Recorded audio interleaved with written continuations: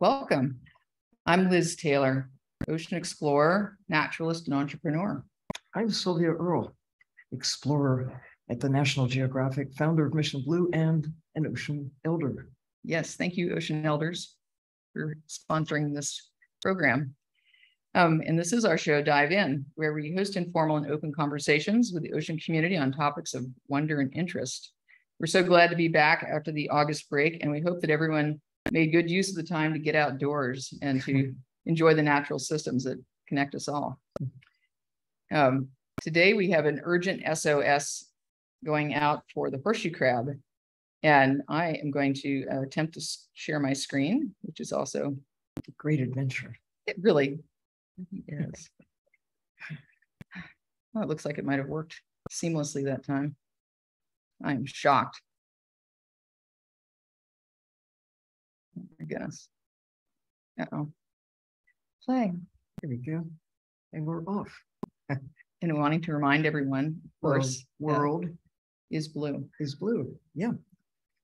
So yeah, we want to really call out the special attention to the plight of the horseshoe crab today. And Sylvia wants to introduce the horseshoe crab. And here we go. Just a reminder that most of life on Earth lives there in the blue part of the planet. 97% of water, 90% of the biosphere. Among the headlines that should concern all of us these days is the loss of the diversity of life. We're just seeing not just individual species, but whole ecosystems crashing because we're displacing them with our actions. So why should we care about that? It's a question that we have, as never before, have to face up to, because we're seeing cataclysmically important loss of the diversity of life. And the hero topic of today, horseshoe crabs, are kind of special. Some have even suggested that they should be designated as a World Heritage species because they are so incredibly special. I fell in love with them when I was a kid on the Jersey Shore. They actually are responsible for luring me into the ocean, but I had no idea how special they are, or that only 4 species exist today. There were more in times past, but today, if you lose one species of horseshoe crabs, it's the equivalent, one might say, to losing a quarter of all of the insects. That is, they occupy a level of genetic diversity, genetic special characteristics that are equivalent to insects' class of organisms. If you look and see what constitutes a class, it's a pretty important wedge of life, but only 4 species carry that genetic information with them. And we're going to hear from a couple of people who, the way Liz and I have fallen in love with these creatures, will show how they matter, not just in terms of the nerdy concept of biodiversity loss and why these carry a special weight because they are so different from other species, but because they have come a long way. Their history goes back on the order of 400 million years before the great diversity of other species like birds and trees and things that we think of as life on Earth, before they existed. So take a look at these little green pearl-like things, the eggs of horseshoe crab, because they're going to loom large in the discussion that will follow here. Remember those little green pea-like spheres? They go through a transition that some say looks hauntingly like a little trilobite. Some of you may know about the history of trilobites that have been debated. Are they more crustacean-like, or are they, like horseshoe crabs, more related to arachnids, spiders, scorpions, and the like? But whatever it is, we do know that They were contemporaries going back hundreds of millions of years ago. Now, there are no more trilobites. They are gone, along with other forms of life that have disappeared. But, you know, the long journey of horseshoe crabs, they're miraculous. They maintain their basic form and probably their basic biology over very long periods of time. And we're very fortunate to have these 4 species still with us. It's like a library of information that if we lose them, we'll lose that forever. Trilobites in the fossil record, and they appear simultaneously, as I say, they're contemporaries in the history of life on Earth with horseshoe crabs. So I think we ought to turn this over now to our experts in on the horseshoe crabs of these creatures. Yeah, so we're very pleased today to welcome Abby Costigan from the Safina Center. And Abby received her master's degree from Stony Brook and is researching the horseshoe crabs, their spawning habitats, and also on looking at international marine protected areas. And she's actively been working on the horseshoe crab conservation. And at Abby's suggestion, we're also very pleased to bring in Deborah Cramer. She's the acclaimed author of The Narrow Edge, a tiny bird, an ancient crab, and an epic journey. Deborah accompanied the threatened red knot on their extraordinary migration from Tierra del Fuego to the Arctic. And along the way, she witnessed how the horseshoe crab eggs provide essential fuel for that incredible journey. So I'm so grateful to you both for joining us today on kind of short notice as we dive back into the fall. We're partly provoked because there is imminent danger now of amping up the collection of horseshoe crabs that really do threaten their very survival. They truly do. And, you know, Sylvia's saying the horseshoe crab is a huge part of her childhood and mine as well. But tell us, what got you both hooked on horseshoe crabs?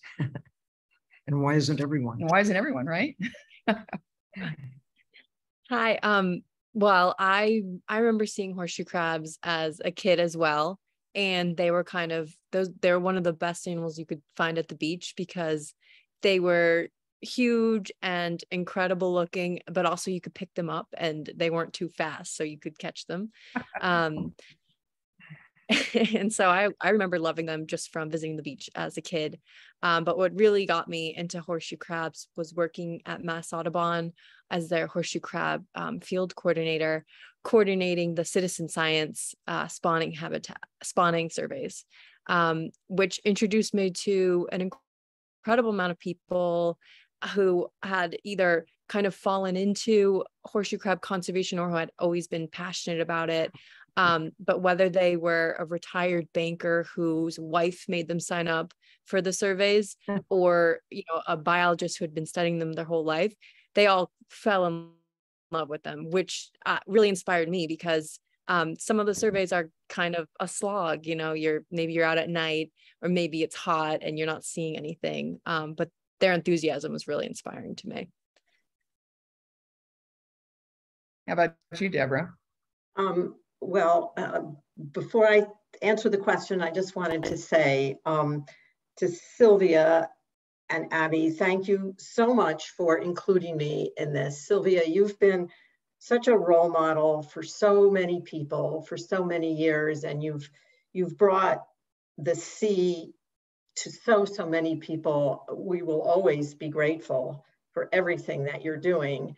And Abigail, the next generation of marine stewards of our Earth, it's so great for you to be here and to have thought of me also. In my case, I never saw horseshoe crabs as a kid. I only saw them disappear from the creek behind my house. And as I saw them disappear year after year, I read about these incredible spawning events on the Jersey Shore, and I wanted to go see that. So I went down to actually Delaware, and what I saw were what you're seeing in these 2 slides, thousands of birds scurrying madly. They were famished, they were thin, they were eating as quickly as they could, and I wondered, where they'd come from, that they were so hungry, and where they were going, that they were eating so much so fast. And that was when I first saw the connection between shorebirds and horseshoe crabs. Well, it constitutes what might be the longest, skinniest ecosystem on the planet from pole to pole. These birds fly.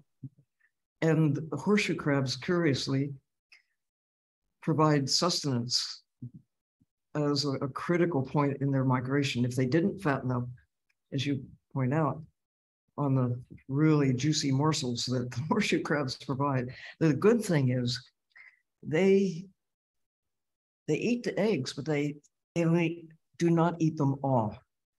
Right. And birds came along long after horseshoe crabs were doing their thing. But this relationship precedes the existence of humans. This goes back a long time, so that the birds really become reliant on the horseshoe crabs as a part of their life history. And they're reliant on those eggs all the way up the eastern seaboard of the United States. So as they disappear in place after place, it becomes more and more threatening to the birds. And to the crabs themselves. Yeah. I mean, I have read accounts of how there were so many horseshoe crabs going back 100 years ago that they'd just take them and use them to build roads. They, just crush them because it's a material that, it's fairly durable, chitinous, I suppose, but they just did not know that these preceded dinosaurs by a lot. Trilobites, if you think that they were around at the same time, and that we still got horseshoe crabs. If a dinosaur should appear magically on a beach somewhere, we probably want to eat it. But maybe we'd be inclined to take care of it as something spectacular that no longer exists. But here are these horseshoe crabs that are just ancient relics, and they should be regarded as sacred creatures for their own sake, but they're also vital for the birds. I'm kind of looking at these guys here, and it looks like they have like a whole ecosystem just growing on them. You're right. They're like islands. Yeah. Abby, have you seen, I mean, can you tell us how like these guys seem like they're their own little ecosystem in many cases? Oh, yeah. Some of them look like their own little islands, walking islands, especially. And then for some, that's one way to kind of age them, because once they stop molting and losing their shell, they can really accumulate a lot of epibionts or animals living on them. I've seen them with like seaweed trailing off. I've seen mussels on them. This one looks like it has they both have some slipper shells. I know oysters can grow on them, and so some of them look really, really cool. Yeah, and it's just another incredible asset they have. How long do they tend to live? That's a good question. And I don't think that answer is fully known. I think the upper limits are like 25 years estimated, but I have a feeling they could probably live older, just because females don't reach maturity until 12. I think males are at 9. So I feel like the more we study, the more we'll be surprised by that number going up. All right. Where do they go when they're not on the beach? They go deeper out to sea. But that also is another area where we just need more research on them. A recent study by Justin Bopp looked at horseshoe crab movement in Long Island, but also larger scale on the East Coast. And he found very surprising movements. There's some horseshoe crabs that go from the Long Island Sound to the south shore of Long Island. So they either have to go all the way around Long Island or maybe cut through a canal, but it's just an incredibly far journey. And also some go from Delaware Bay to Long Island. So they can do incredibly large movements in their own right. Not as far as the red knots though, but no. Still pretty far. Yeah, the red knots really have covering a lot of territory. What's going on here? They're not being nice to the crabs. No, it's, I mean, the real unfortunate thing is that they're often, I mean, as much beauty and wonder as some people see in them, other people just see them as products, you know, free for the taking, cheap form of bait for whelks and conch and eels. And they just gather them up by the hundreds, by the thousands, and chop them up into bait. And they're truly on the decline. Appalling. They are on the decline. Habitat loss, but direct killing them is certainly a factor. Deborah, how much I'm just curious, like what's the decline been like in the, you know, in the eggs that well, just going back to one thing you said before about the birds eating the eggs that the birds eat are ones that are all overturned by multitudes of horseshoe crabs coming onto a beach. So all those eggs would be disappearing anyway. So the birds aren't affecting the production of horseshoe crab on the beach. And in the, before the big crash happened, maybe around, I don't know, sometime in the 1990s, there were 150,000 eggs per square meter on the beaches of New Jersey. And in some beaches, it was up to 500,000 eggs per square meter. And now it's 11,000. That means that there's not enough crabs to overturn these eggs, and the birds aren't getting enough to eat. So it's actually the physical motion of the crabs coming ashore that kind of helps to get the unviable eggs up onto the where the birds can. It's two things. It's the crabs crawling over each other, and sometimes the some of the nests get upended by strong waves. It's both. So it's a double whammy. But the wave action is not enough to produce enough eggs for the birds, and so they tend not to gain the weight they need. In the 10 days, since the emergency right now is in Delaware Bay, in the 10 days that those birds are in Delaware Bay, they need to double their weight eating those eggs. That means every red knot needs to eat about 400,000 eggs. And the depleted populations going through there now need 330 tons of eggs. So we're talking about a massive restoration that has to take place there, which is why we need more regulation instead of less. Absolutely. They should be cherished animals, honestly. When the fishermen take the crabs when they're offshore, I mean, clearly when they come ashore, it's easy, relatively speaking, to go just pick them up and put them in a truck and drive off with them, but they're also trawled. And in the process, they not only take the horseshoe crabs, they take a whole ecosystem along with them. Yeah, you can see a lot of different animals in this shot. You've got like a flatfish, and it looks like a blue crab and a spider crab, and yeah, which tend to just perish.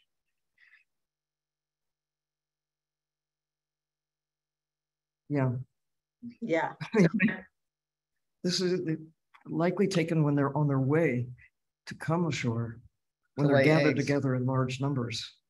It's not only devastating in terms of the numbers, it's really inhumane. No matter how you look at it, it's just wrong. I think people would be pretty up in arms if they saw like chickens scooped up in a net or dumped out or drowned, dogs or, you know, any other animal. But there's the sense that, you know, the horseshoe crab or most invertebrates don't experience any kind of pain or suffering, which I think is that's what the human inaccurate. Yeah, that's what people think, and it's just not the case. Well,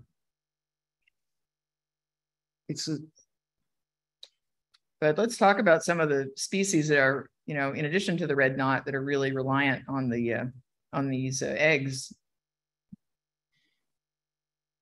it's a nice, this slide doesn't even really show the half of it.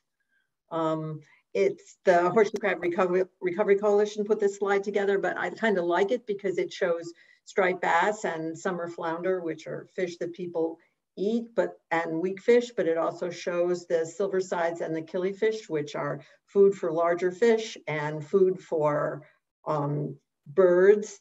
And all of these animals depend on the eggs of the horseshoe crab. And a little earlier, you showed a slide of some roseate terns. Those are endangered birds. They eat sand shrimp, and the sand shrimp eat the eggs of the horseshoe crab also. So this animal supplies a lot of nutrition for a lot of other parts of the coastal food webs.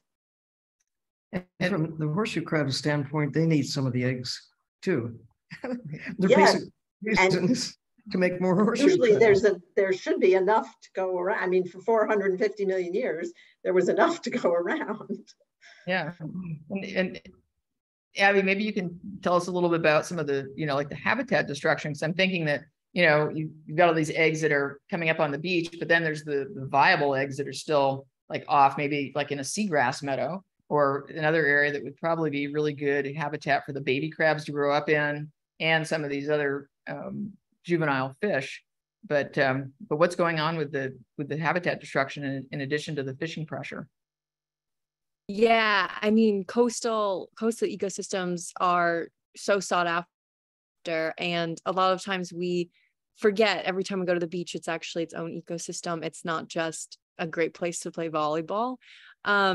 But not that you shouldn't play volleyball, but where I did my graduate research in the Peconic Estuary, we've seen a lot of shoreline hardening there. So making bulkheads or rock pilings to lower erosion and reduce as sea levels rise, reduce flooding. And especially because I'm based in Long Island, since Hurricane Sandy, there's been this huge push to harden up the shoreline, which doesn't really work. It doesn't work as well as having a living shoreline where you have the natural beach grasses that have really, really long roots and are really good at staying in place and keeping sand where it is. And they also kind of increase the swiftness of beaches moving. So beaches are naturally dynamic just by nature of wave energy hitting them and being sand. But having, if you have a hardened shoreline here, the beach out here will get eroded much quicker. And so that's one, changing good suitable habitat faster. So horseshoe crabs will have to move around more to find that instead of repeating where they go.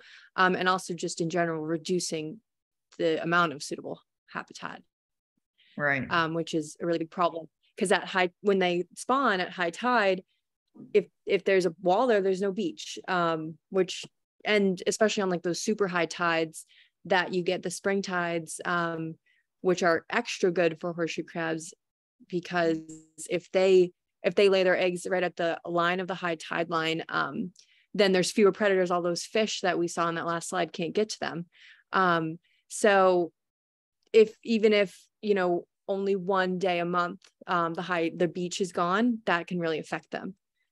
Absolutely. And it probably also affects as Deborah was talking about, the action of the waves coming ashore, that it's not really turning over. The loss of coastal beaches and the marshes that are seagrass meadows globally, about half have disappeared just since the middle of the 20th century.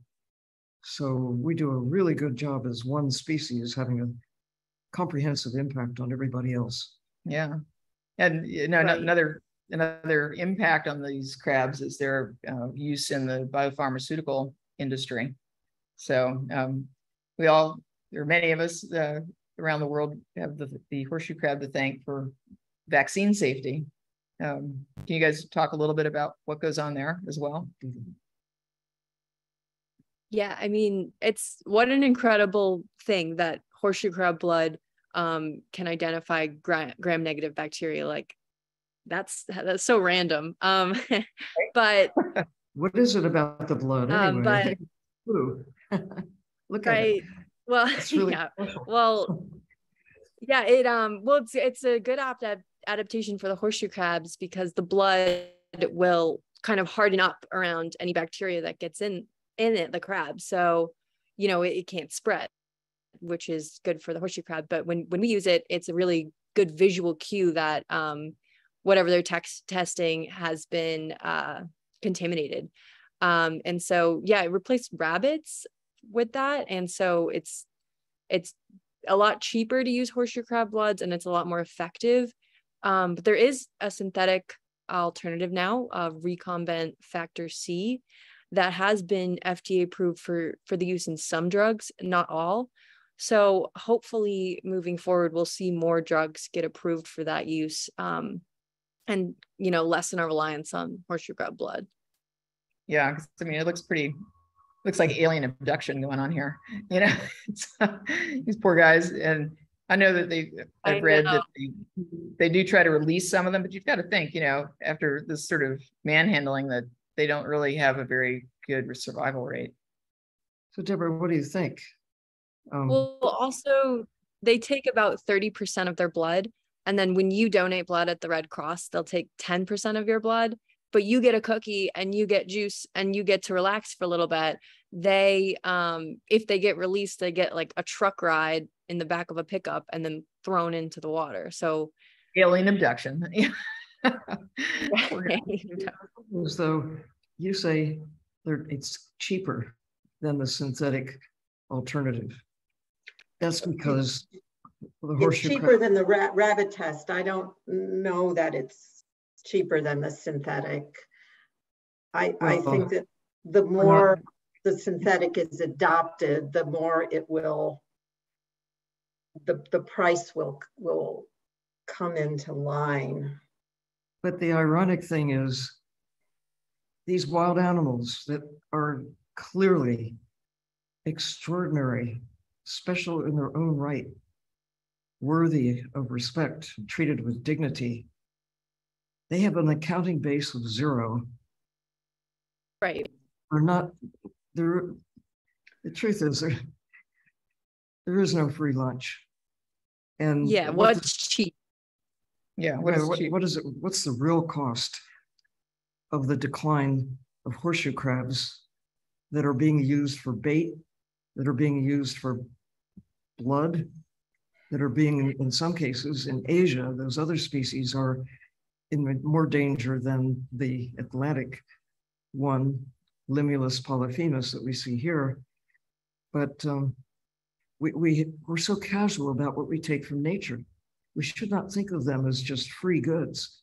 And if they belong to the fisherman or to the pharmaceutical firm, I want mine alive. Why do they have first call on, and they want them as products or they want them dead? I want mine alive. Shouldn't our voice, who speaks in the horseshoe crabs? I like your jacket. Look at your jacket here. Horseshoe color here.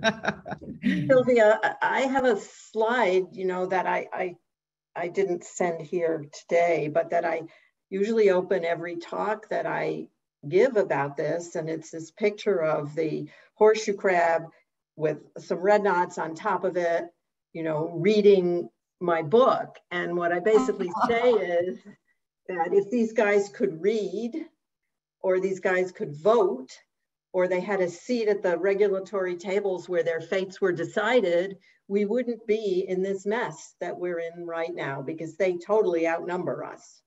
Yes. And at least, yeah. It's kind of an ethical question from my perspective. Who are we who, you know, if you collapse the history of the earth into 1 year, who show up a few minutes before midnight, and the other animals, you know, have been around for so much longer. Who are we to decide who gets to stay and who has to leave?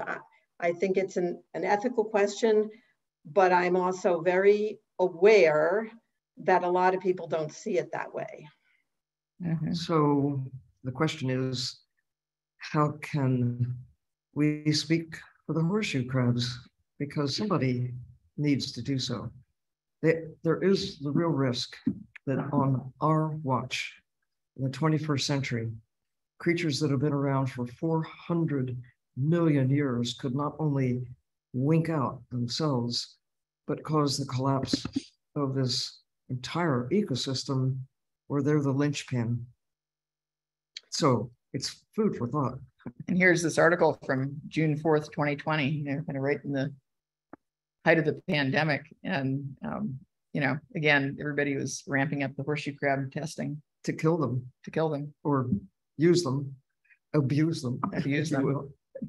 I think this is the last slide. It's just, is it? There are other things that people have come to value, treasure horseshoe crabs because of their unique biology, the vision, the development of the eye, understanding how vision came to be by looking at horseshoe crabs, and where some of the developmental history can be read in real time, not just speculation by looking at fossils and things. Such a great eye. They're looking at us. Right. And their name, Lemulus polymorphus, comes from, Lemulus is askew and Polyphemus is after the Greek Cyclops in the Odyssey. But they don't have one eye, they've got 10. So it just kind of show how misunderstood they are. They have these two obvious ones in the what you'd think of as the logical place, because we have two eyes. They do, but do not function the way our two eyes do. But you're right. The others are light sensitive. And it's that whole unique set of circumstances that we just dare not lose them. We dare not lose them, but we could by people who don't understand their living value. So I'm counting on the kids. Yeah. Because I found them irresistible as a kid. Maybe those in the 21st century will find that they can speak for the horseshoe crabs. And I'd like to encourage people to, you know, put their questions and answers into the Q&A box. And we're going to continue talking about these guys. But, you know, I think that there's this real call to action right now, because it is the Atlantic States Marine Fisheries Commission that at this moment is got a public comment period open. But they're considering expanding the quota on these animals. And quota should be 0. I know it should be 0, right? And then they want to start taking female crabs. I mean, at least right now, in most places, you're only allowed to take the male crabs. Not that the females aren't traumatized by being hauled up on the deck, but not for bait. Yeah. They only take the females because only the females have the eggs. Right. The females have the eggs, but I've actually been on the beach along the Delaware Bay where you look around, you see all these male crabs turned over on their back. And sometimes they can right themselves. More often than not, they just can't and they die. But the reason that they're turned over is so those who are there to collect the females, because they're loaded with eggs, and they chop them into quarters and put them into traps for bait. They don't want the males, only the females are valuable. So you get a truckload of female crabs and the males are they're left on the beach so often just turned upside down so you don't have to look twice. I mean, they have the telson, the spine that they can sometimes use to flip over, but if it's in a strange position, they just can't. Right. I think the thing that's so interesting and disturbing about the ASMFC's proposal, which is to keep the quota the same, but to allow the take of female horseshoe crabs as part of that quota. Right now, there is a ban on the take of female horseshoe crabs, not where I live up in New England and not in the Southeast region, but in Delaware Bay, there is a ban. And the fact of the matter is that after 20 years of regulation, this agency has failed to bring back the horseshoe crab to anywhere near the numbers spawning on the beach with anywhere near the egg density that there used to be. And so to start to allow the take of females is going to further jeopardize the red knot, which is already listed under the Endangered Species Act, further jeopardize at least 4 more species of shorebirds whose populations have been tanking, and jeopardize the horseshoe crabs themselves. So this proposal to allow the take of female horseshoe crabs in Delaware Bay for bait is going in diametrically the opposite direction of what you would think an agency charged with rebuilding this population would be doing. And that's why you invited us to be here, and that's why this is such a disturbing chain of events. It truly is. It's like, you know, with all the evidence that's out there, like here's Bioscience magazine. 30 years ago. 30 years ago. This is your article, isn't it? You write this article? Yeah, you wrote this article about horseshoe crabs 30 years ago, saying many of the same things. We've got from 2020 editorial, dire straits for horseshoe crabs, right? This is the Coastal Monitor. We even have the yellow rectangle, National Geographic, with a huge article about these guys under the big top. So, you know, it's not as if the people aren't aware, but it's just the politics of fishing is, and with the pharmaceutical piece as well. But right. But we do have this opportunity now. The public can weigh in before the September 30 deadline. I think Gigi has posted the link in the chat, and maybe both of you can expound a little bit about what people can do to help turn the tide for the crabs.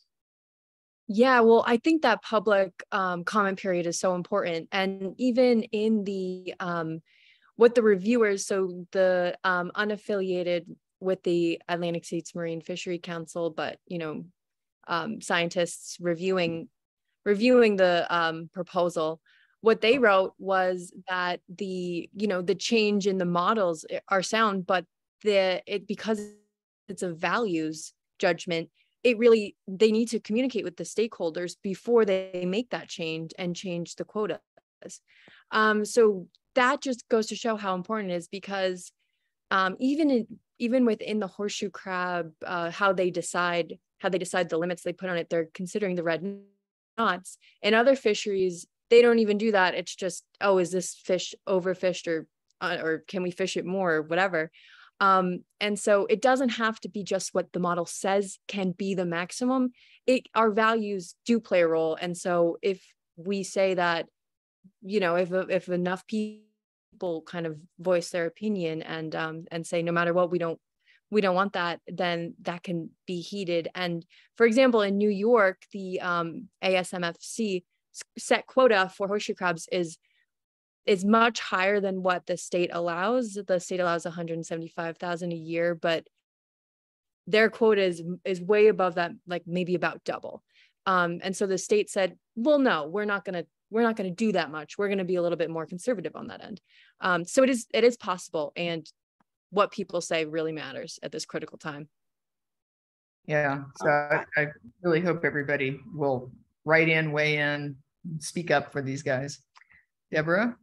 I was just going to say that if you go to the Horseshoe Crab Recovery Coalition website, which the URL is being given to you, you can watch a small video that summarizes what's in this new proposal, so you can see how you might want to construct your comments if this is something that is important to you. I think to support what Abby just said, these decisions sort of need to be made in the court of public opinion, because the ASMFC is a very interesting agency. It's not a federal agency and it's not a state agency. It's kind of in between And so unless you can prove a take under the Endangered Species Act, this agency cannot be sued. So there's no accountability the way in the past we have sued the National Marine Fisheries Service for allowing cod to become depleted in New England.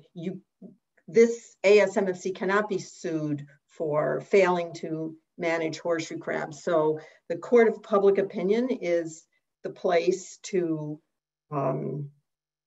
adjudicate this. And it's very difficult because if you look at the board of this agency, I would say that the fox is guarding the hen house.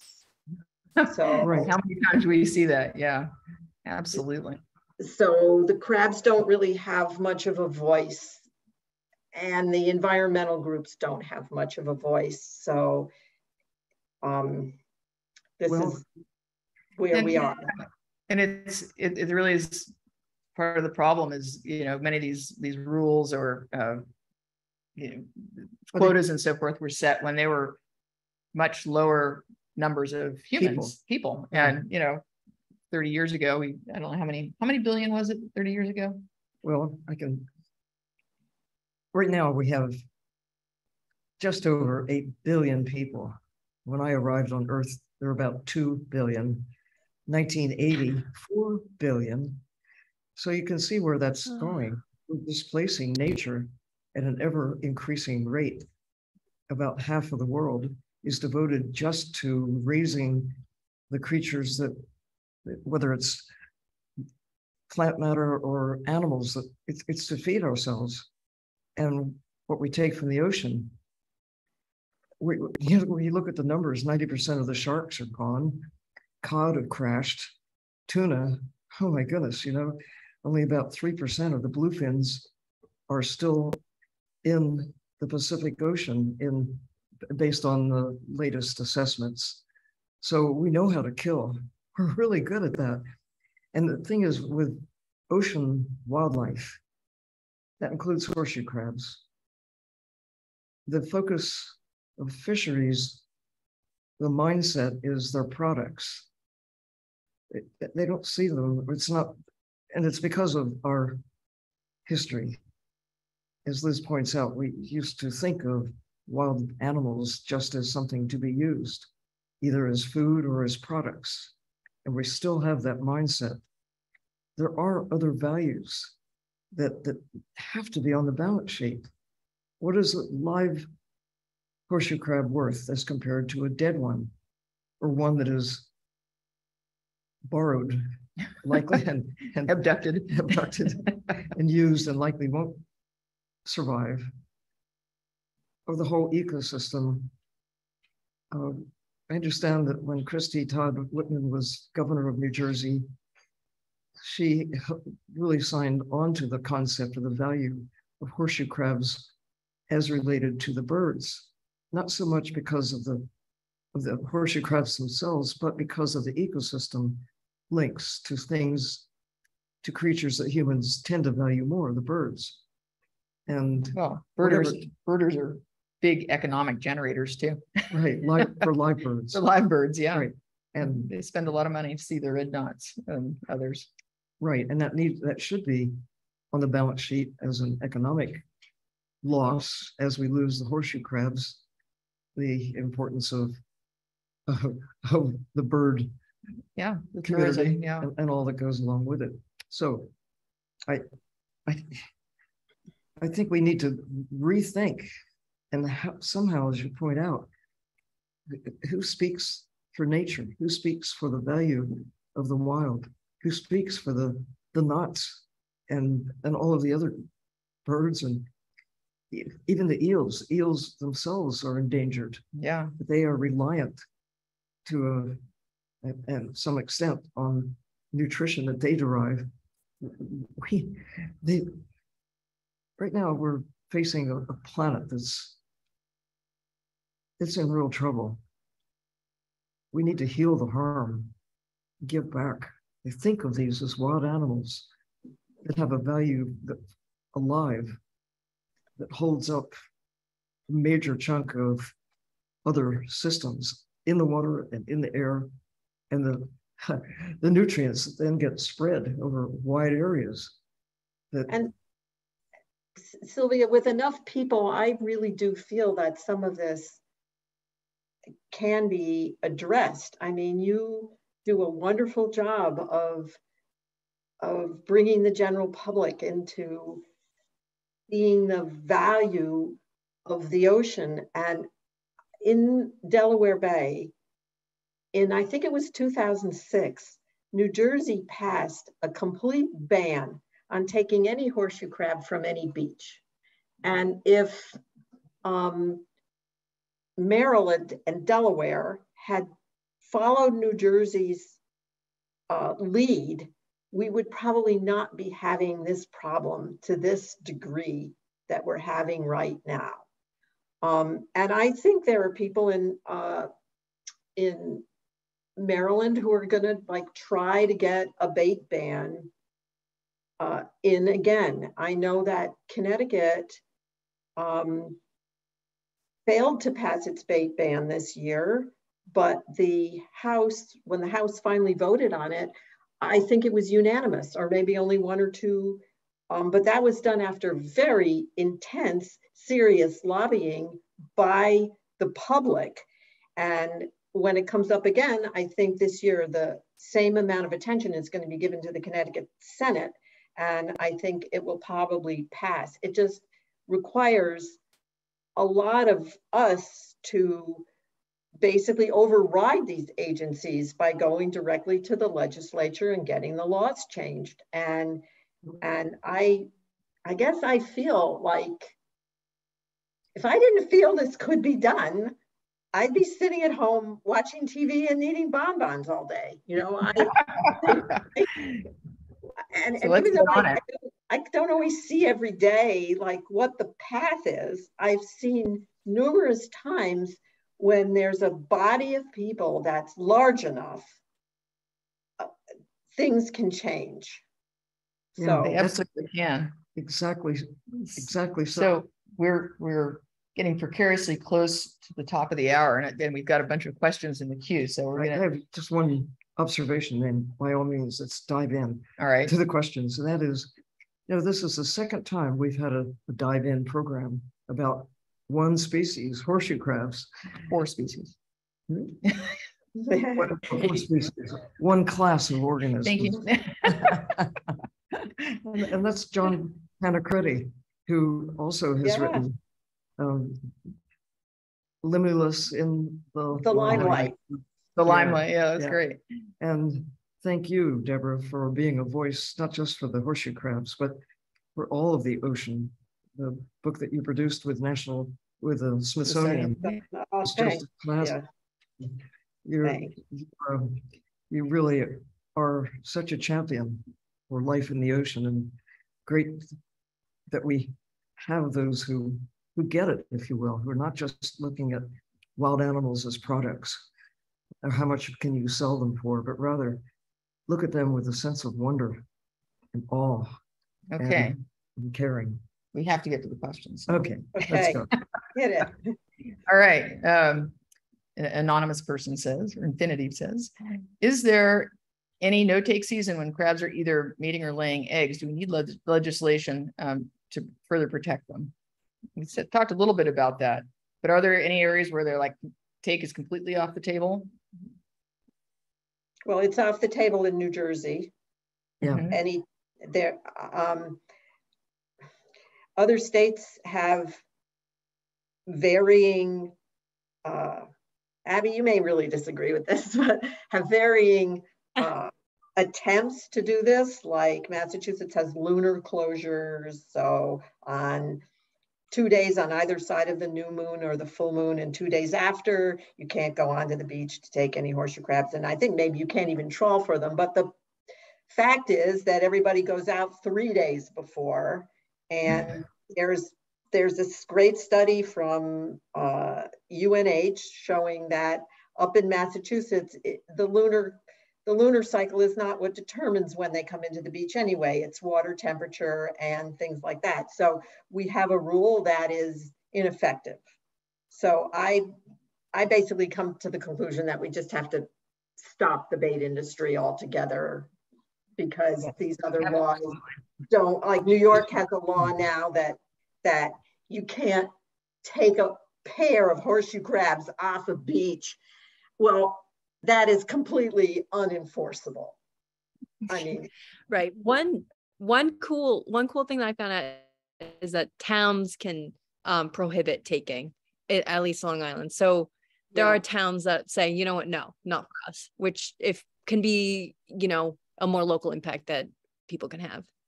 Well, oftentimes we've seen that it has to be sort of grassroots up, you know, kind of roots up effort or bottom up effort. Right. And then that could make a really big difference. Like when I was doing my research, I was in a really depleted place, not so many horseshoe crabs, but one night we found over 70 and I was, you know, ecstatic. And then when I went back, there was like 1 or 2 and I couldn't figure it out. And my advisor was like, probably got harvested. And I was like, I didn't even think of it. Just that word is but so that wrong. is huge. Yeah. Right. Right. Completely legal, but huge impact for that area because there's so few horseshoe crabs. It's really sad. Yeah. Okay. James is saying small horseshoe crabs are washing up on Sandy Hook Bay in New Jersey. They are too young to be spawning. I thought they only spawned in the spring. So he's kind of asking, why would the small horseshoe crabs be washing up on the beach now? I would ask him if it's a crab or a molt. Oh, that's very true. Because how many times do they molt before they kind of? 17, is that right, Abby? 17 times? Yeah, at least I think, yeah. And I know they molt 3 times on their egg. If you take the horseshoe crab, which is cool. Wait, I don't have one. I don't have one right here, but if you take the little horseshoe crab and you press up at the head of the shell and you just press it a little bit and it separates, that means that the crab molted and walked out of that shell that's washed up. So on our beaches right now, we're having hundreds and hundreds of these little ones washing up, but they're molts. They're not dead crabs. Okay, that's great. That's great information, because a lot of times people might see that and they're like, oh my God, they're all dying, but they may be molting or they could be dying. If it smells terrible, that's another right. The nose test always works, you know, as we all know. The molts don't smell because there's nothing in them. Yeah, that's right. And Diver Dan is asking a common question: how can I help? And I think, again, get those comments in before September 30th and advocate locally. Right, and he could write to one of us, any of us, and tell us what state and what town he lives in, and we can give him more specific instructions. Yeah, and you know, it's the real, I think oftentimes that like the local citizen scientist divers can help by just reporting information that they see or taking pictures and celebrating the living crabs, the living animals, and let others know how important they are and how special they are. I mean, that's what really blew me away as a kid, understanding that it's like you're holding history in your hand and that they're still here. It's miraculous. Why don't we just like fall on our knees and say, where did you come from? You've come a long way. And here we are, we're relative newcomers, and yet you go back hundreds of millions of years and you're still here. Well, Sylvia, you might really like this. We were talking about various things to do in places in Massachusetts, and we were talking to a lawyer the other day about actually passing some local legislation that enshrines in the law the right of the horseshoe crab. So its civil liberties are being violated if it's killed. Hear, hear. Absolutely. It's a good pathway. Andrew's asking, is there a recent report in any journal on the population of the Atlantic horseshoe crab? Does the University of Delaware have that information? If he goes to the ASMFC website, well, there's a couple of places he can go. He can go to the International Union for the Conservation of Nature and look up Limulus polyphemus, and they said that the American horseshoe crab was vulnerable to extinction. and they have lots of population numbers there.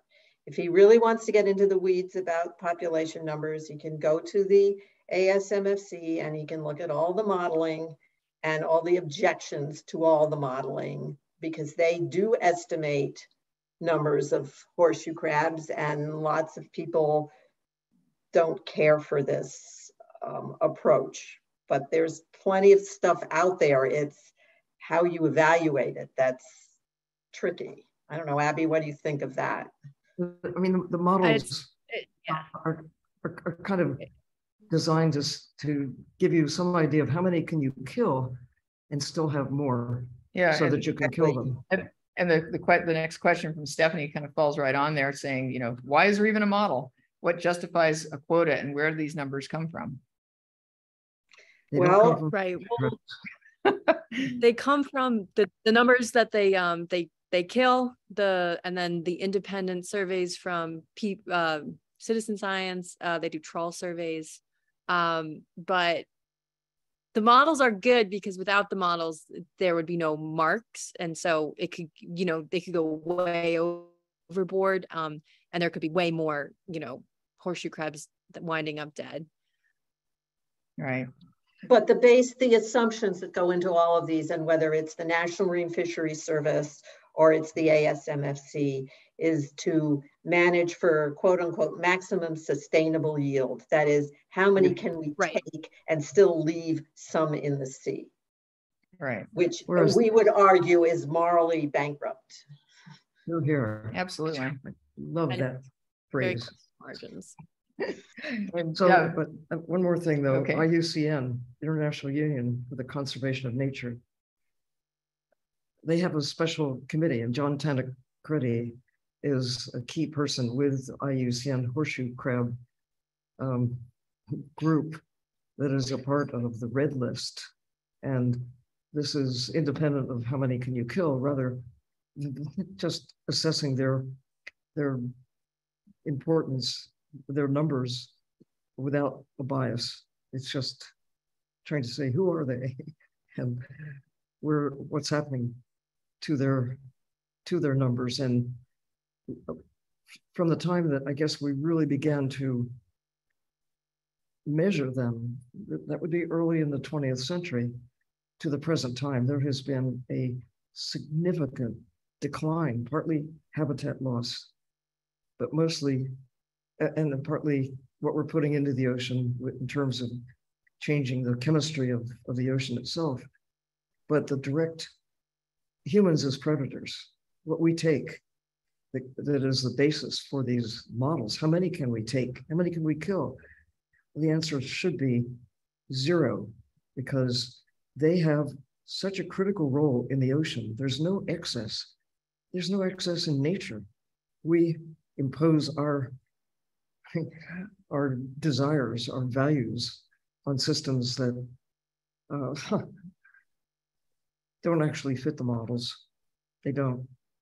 But right, and horseshoe crabs only fill their ecological role properly if there's a lot of them. There has to be way more for them to do all the things like to bioturbate and resuspend particles and wash up their own eggs so that red knots can get them, and everything else that they do. We need a lot.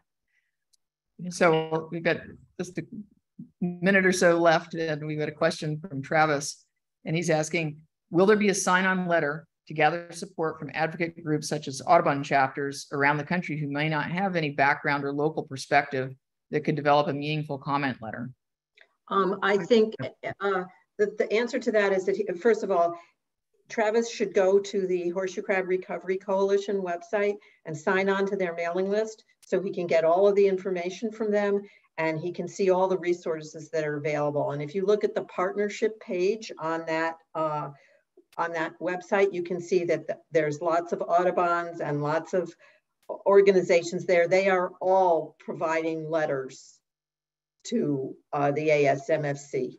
And I think they're all doing it as individual organizations. I don't know yet. I haven't talked to the Fish and Wildlife Federation, so I don't know if they're going to do a big letter, but I know that everybody is doing this. For example, Earth Justice just sent out a huge alert to its entire membership to start writing comments. So people are very actively engaged in this, and they're asking people who live outside Delaware Bay to be engaged in this, because what happens in Delaware Bay has ramifications for the rest of us. This isn't just some small problem someplace else. I absolutely agree. And just want to say before we go today, we're just so grateful to both of you for joining us today, and grateful to the Ocean Elders and all of you in our community who keep showing up and diving in with us to participate in these conversations. And there's reason for hope, because when you think about it, 100 years ago, many birds that are protected today were fair game. Exactly. And there are more whales today than when I was a kid, because we changed our way of looking at whales, and we changed the laws. More sea turtles. I dream of a time when there can be a return to more horseshoe crabs, not fewer every year. It is possible, but it really is up to us. Up to us. Absolutely. And again, thank you both for your work and your advocacy for these guys, and getting people fired up for horseshoe crabs. Bravo. Or keep doing it. Maybe we'll have to come back after September 30th, sometime in the fall or in the spring, when they're starting to come ashore and revisit it, see how they're doing. But water connects us all, and you've all made us believe that Dive In can be this great conversational platform for the entire ocean community. And just grateful to everyone.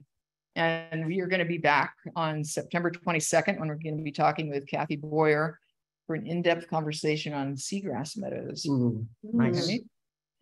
We'll probably talk about horseshoe crabs again then too. We're coming up to the deadline. And until then, remember, take care of the ocean. As if your life depends on it. Because it does. It does. Thank you, everyone. So much. See you the Thank next you so time. much for having us, and for your relentless hopefulness. Persistence and grit.